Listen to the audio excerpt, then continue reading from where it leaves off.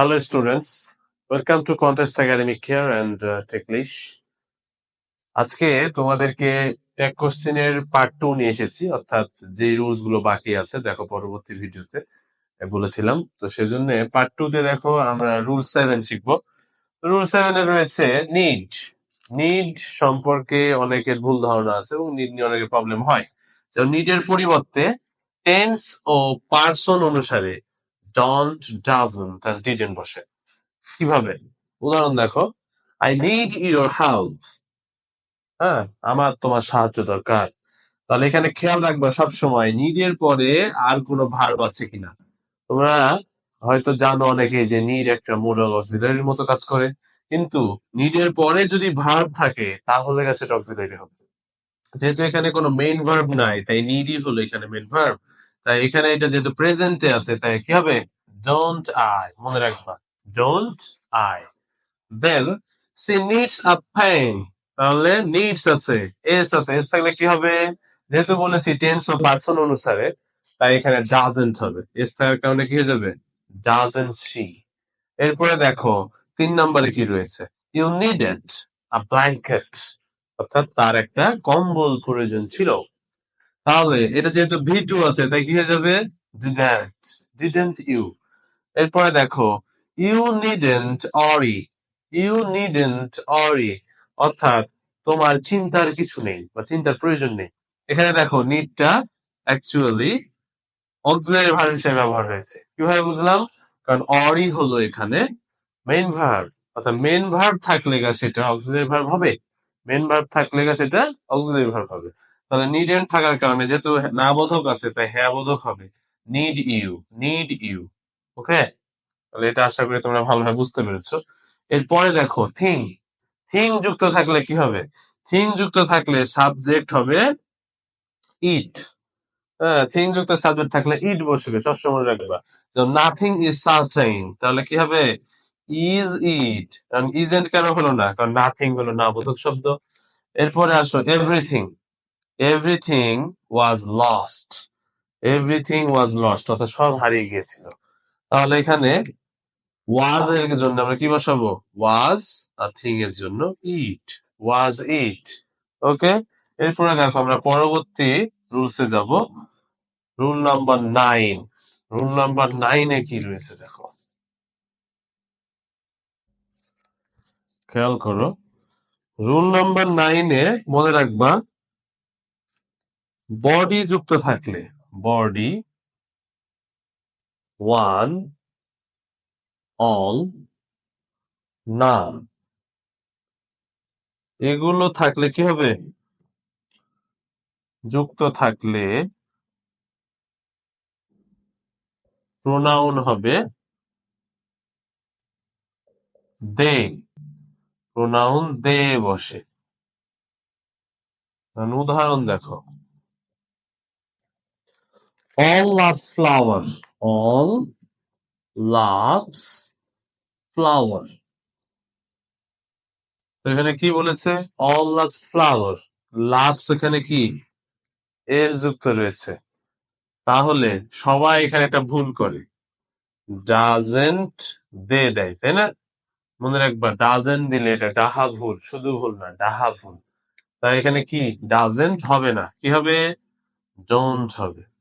কারণ মনে রাখবা অলের জন্য যেহেতু দে বসবে, আর দে হলো third person plural, third person প্লুরালের সাথে কখনো ডাজ হয় না, সব সময় ডন্ট হয়। দুঃখজনক হলেও সত্য, এই নিয়মটি বারবার শেখালেও স্টুডেন্টরা ভুল করে।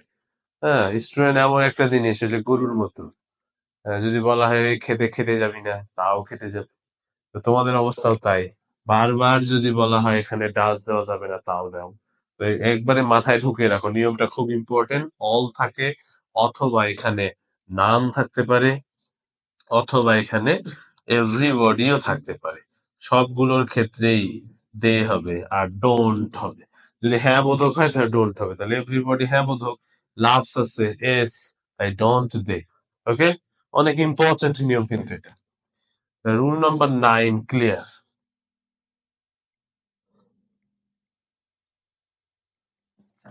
এরপরে দেখো রুল নাম্বার 10। রুল নাম্বার 10 আমরা কি শিখবো? all of us, all of us। এরপরে রয়েছে none of us। একটা জিনিস মনে রাখো, আস আছে লাস্টে, ওকে? তো আসের ক্ষেত্রে যেহেতু এটা শুরুতে বসবে, তো শুরুতে বসলে আমরা যখন এটাকে চেঞ্জ করব তখন সাবজেক্ট হিসেবে বসবে না? তো সাবজেক্ট বসার কারণে এটা কি হবে?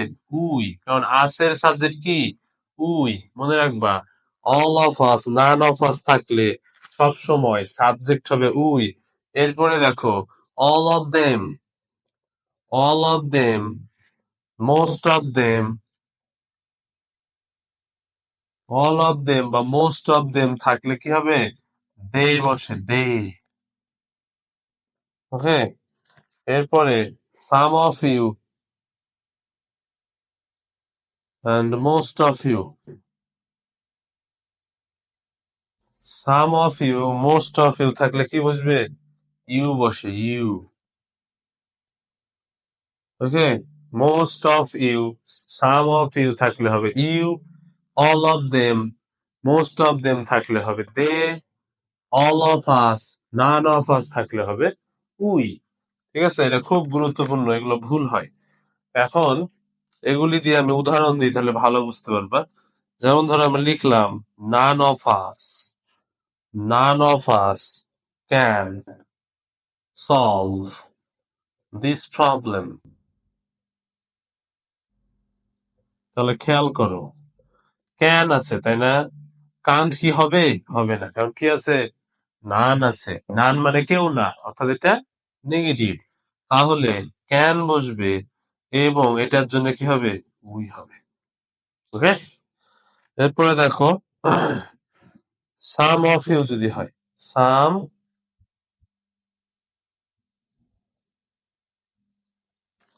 ধরো এখানে লিখলাম সাম অফ ইউ,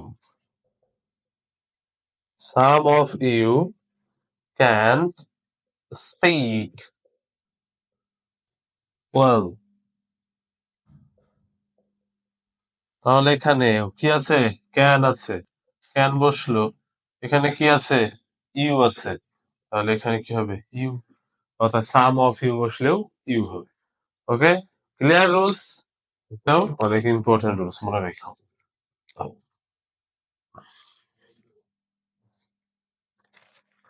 এরপর দেখো রুল নাম্বার 11 অথবা 11, খুবই ইম্পর্টেন্ট কিছু নেগেটিভ ওয়ার্ড আছে ভাই। এই নেগেটিভ ওয়ার্ড গুলি থাকলে কখনো আর ট্যাগ কোশ্চিনে নট যুক্ত হবে না। ঠিক আছে, কখনোই না। যেমন ধরো hardly, scarcely, rarely, barely, seldom, no one, none, few, little, negative word. এগুলো নেগেটিভ ওয়ার্ড থাকলে নট বা নট হবে না, হবে না, হবে না, মনে থাকবে? এগুলো থাকলে সেন্টেন্সে কখনো নট বা না বোধক হবে না, না। যেমন ধরো হি hardly visits our house।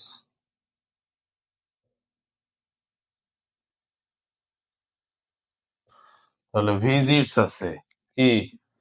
Verb, ভার্বের সাথে এস আছে, তাহলে ডাজ হি। কেন এখানে নট হবে না? কারণ হার্ডলি আছে। ওকে, এগুলো মনে রাখতে হবে কিন্তু। এরপরে দেখো রুল নাম্বার 12।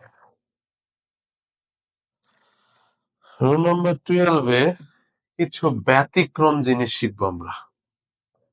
ব্যতিক্রম কি? অনেক সময় সাবজেক্ট নিয়ে একটু প্রবলেম হয়। কেমন প্রবলেম? ধরো দিস আছে শুরুতে, মনে রাখবা দিস থাকলে প্রোনাউন ইট হয়। প্রোনাউন ইট হয়। দিস থাকলে ইট হয়। এ টিচার থাকলে হি হয়। এ ম্যান হি হয়। দা মুন, ঠিক আছে, দা মুন। তারপরে মাদারল্যান্ড, এগুলা যদি থাকে, দা মুন, মাদারল্যান্ড, তারপরে এগুলো থাকলে শি হয়, অর্থাৎ এগুলো মায়ের মতো বোঝায়, ঠিক আছে। অর্থাৎ এগুলি থাকলে কি হবে? শি হবে। মনে থাকবে। যেমন ধরো, the moon shines at night. Shines at night.